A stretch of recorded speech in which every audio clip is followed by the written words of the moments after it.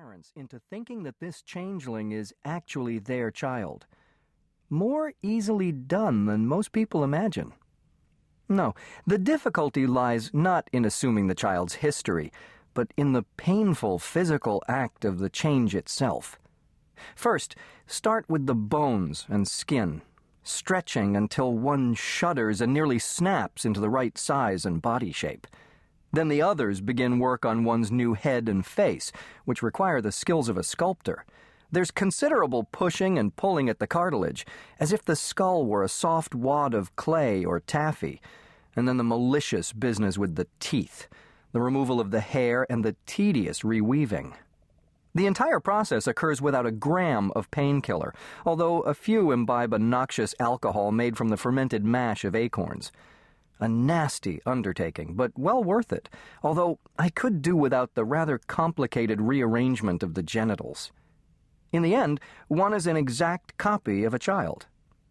30 years ago, I was a changeling who became a human again.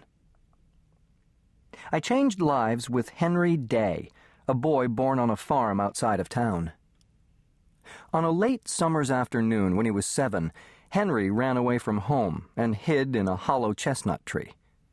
Our changeling spies followed him and raised the alarm, and I transformed myself into his perfect facsimile. We grabbed him, and I slipped into the hollowed space to switch my life for his. When the search party found me that night, they were happy, relieved and proud, not angry, as I'd expected. "Henry," a red-haired man in a fireman's suit said to me as I pretended to sleep in the hiding place. I opened my eyes and gave him a bright smile. The man wrapped me in a thin blanket and carried me out of the woods to a paved road where a fire truck stood waiting, its red light pulsing like a heartbeat. The fireman took me home to Henry's parents, to my new father and mother. As we drove along the road that night, I kept thinking that if that first test could be passed, the world would once again be mine.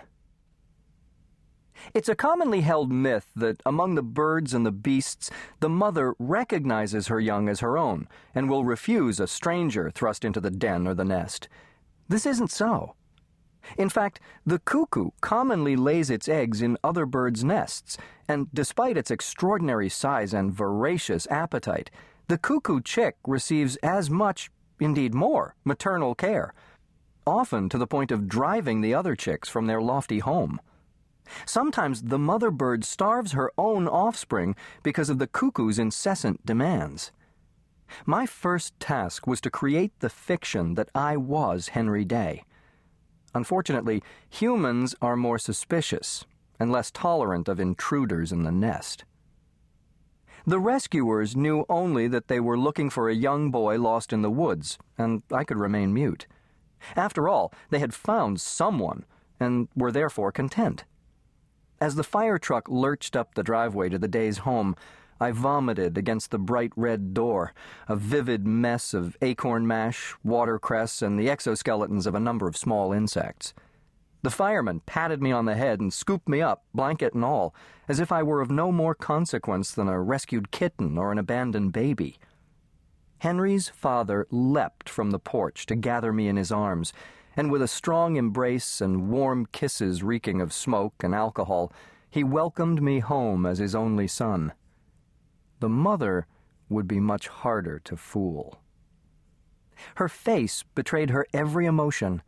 Blotchy skin, chapped with salty tears, her pale blue eyes rimmed in red, her hair matted and disheveled. She reached out for me with trembling hands and emitted a small, sharp cry, the kind a rabbit makes when in the distress of the snare. She wiped her eyes on her shirt sleeve and wrapped me in the racking shudder of a woman in love. Then she began laughing in that deep coloratura. "Henry! Henry!" She pushed me away and held onto my shoulders at arm's length. "Let me look at you. Is it really you?" "I'm sorry, Mom." She brushed away the bangs hiding my eyes and then pulled me against her breast. Her heart beat against the side of my face, and I felt hot and uncomfortable, You needn't worry, my little treasure. You're home and safe and sound, and that's all that matters. You've come back to me." Dad cupped the back of my head with his large hand, and I thought this homecoming tableau might go on forever. I squirmed free and dug out the handkerchief from Henry's pocket, crumbs spilling to the floor. "I'm sorry I stole the biscuit, Mom." She laughed, and a shadow passed behind her eyes. Maybe she'd been wondering up to that point if I was indeed her flesh and blood, but mentioning the biscuit did the trick. Henry had stolen one from the table when he ran away from home, and while the others took him to the river, I stole and pocketed it.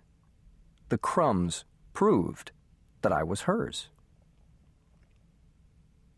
Well after midnight, they put me to bed, and such a comfort may be the greatest invention of mankind. In any case, it topped sleeping in a hole in the cold ground, a moldy rabbit skin for your pillow, and the grunts and sighs of a dozen changelings anxious in their dreams. I stretched out like a stick between the crisp sheets and pondered my good fortune. Many tales exist of failed changelings who are uncovered by their presumptive families. One child who showed up in a Nova Scotia fishing village so frightened his poor parents that they fled their own home in the middle of a snowstorm and were later found frozen and bobbing in the frigid harbor. A changeling girl, age 6, so shocked her new parents when she opened her mouth to speak that, thus frightened, they poured hot wax into each other's ears and never heard another sound. Other parents, upon learning that their child had been replaced by changelings, had their hair turn white overnight, were shocked into catatonia, heart attacks, or sudden death. Worse yet, though rare, other families drive out the creature through exorcism, banishment, abandonment, murder. 70 years ago, I lost a good friend after he forgot to make himself look older as he aged. Convinced he was a devil, his parents tied him up like an unwanted kitten in a gunny sack and threw him down a well. Most of the time, though, the parents are confounded by the sudden change of their son or daughter, or one spouse blames the other for their queer fortune. It's a risky endeavor, and not for the faint-hearted. That I had come this far undetected caused me no small satisfaction, but I wasn't completely at ease. A half hour after I'd gone to bed, the door to my room swung open slowly. Framed against the hallway light, Mr. and Mrs. Day stuck their heads through the opening. I shut my eyes to mere slits and pretended to be sleeping. Softly but persistently, she was sobbing. None could cry with such dexterity as Ruth Day. "We have to mend our ways, Billy. You have to make sure this never happens again." "I know. I promise," he whispered. "Look at him sleeping, though.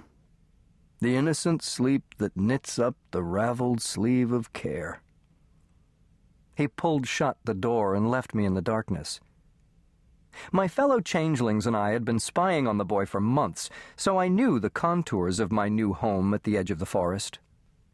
Henry's view of their few acres and the world beyond was magical. Outside, the stars shone through the window above a jagged row of firs. Through the open windows, a breeze blew across the top of the sheets, and moths beat their wings in retreat from their perches on the window screen.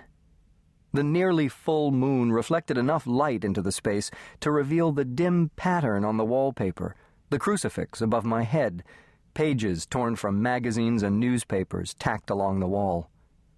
A baseball mitt and ball rested on top of the bureau, and on the washstand, a pitcher and bowl glowed as white as phosphorus. A short stack of books lay propped against the bowl, and I could barely contain my excitement at the prospect of reading come morning.